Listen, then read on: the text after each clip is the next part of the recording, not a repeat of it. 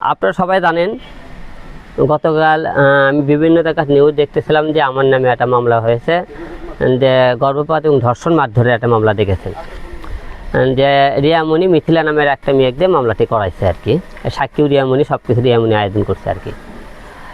তো ঘটনা হলো কি, ওই মেয়ে কয়েকদিন আগে সাংবাদিকরা আপনি প্রশ্ন করেছেন হিরো অফিসে আপনি বিয়ে হয়েছে কিনা, উনি বলছে 101 টাকার বিয়ে হয়েছে। তো সাংবাদিক ভাইরা কিন্তু বলছেন বিয়ের কাগজ দেখা, সে কিন্তু বিয়ের কাগজ দেখাতে পারেনি। বিয়ের কাগজ না দেখাতে পারলে তারপরে বলছে 101 টাকায় এসে উনি বিয়ে করছে, সাক্ষী প্রমাণ করতে বলছে, মারধর করতে, সব কিছু করে প্রমাণ করতে পারে। যখন সাংবাদিকের সামনে আরও সব করে কৌশল ব্যর্থ হয়েছে, তখন তিনি বলতেছে আমি নাকি তাকে নায়িকা বানানোর কথা করে টাকার সাথে ধর্ষণ করছে, এই কথা বলছে, গর্ভপাত হয়েছে। আমার কথা, ওই যে ব্যক্তি আপনি কোনো কিছু প্রমাণ করতে পারছেন না, একের পর এক ব্যর্থ হইতেছে।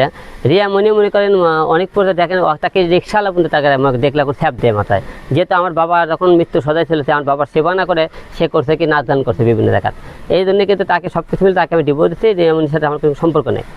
পরে এখন যে মেয়ে আমার কথা, আমার কথা তুমি যখন গর্ভবতী হলা, তখন জিনিসটা আমাকে কেন জানানো হলো না? তুমি গর্ভবতী হয়তো তোমার সাথে শারীরিক মিলামেশা করলে, আর কাকে জানাইছো? আমার 13 বছরের আর মেয়েকে জানাইছো। তো আমার মেয়ে বলছে কি, মেয়ের কথা শুনে নাকি বাচ্চা নষ্ট করছে। তুমি গর্ভবতী কবে হলা, নষ্ট কবে করলা, তাও আমি জানি না। একদিনে বয়সে বলতেছা আমি হলে তো গর্ভবতী হয়েছিলাম। তো এতদিন তুমি বললা না কেন? তো এতদিন কেন বললেন? একে সম্পূর্ণ আমাকে হ্যারাসমেন্ট করার জন্য তারা নাটক করতেছে এবং তারা 15 লাখ টাকা দাবি করতেছে, যে তাকে নাকি নায়িকা বানার জন্য 15 লাখ টাকা ছেড়ে।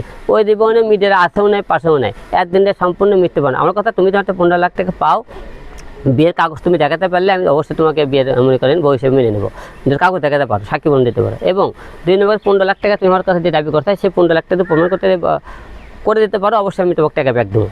এই সমস্ত তুমি মানুষের কথা শুনে লড়তেছো চলতেছো, একদিন এরা সবাই করে, আর যেহেতু আমার সম্মান নষ্ট করতেছে এরা, কয়েকদিন পর পরে আমার মিডিয়ার সামনে কথা বলতে হইতেছে।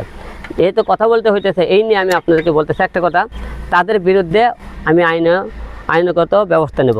রিয়ামণি মিথিলা যারা আমাকে নিয়ে আমার সম্মানহানি করতেছে একের পর এক, তো আপনারা নিশ্চিন্তে থাকতে পারেন, এদেরকে নিয়ে অবশ্যই একটা ব্যবস্থা হবে। আর আমার বিরুদ্ধে যে সমস্ত মামলা দেওয়া হয়েছে, যেহেতু PPI তদন্তের জন্য দেওয়া হয়েছে, সঠিক তদন্ত অবশ্যই হবে এবং আমি তো অন্যায় থেকে অবশ্যই আমার তার মনে করে বিচার হবে। তবে আমাদের 13 বছর মেয়ে, আমার মেয়ের জীবনটা নিয়ে তারা যে লাফালাফি করতেছে, অবশ্যই তাদের বিরুদ্ধে অবশ্যই ব্যবস্থা নেব আমি।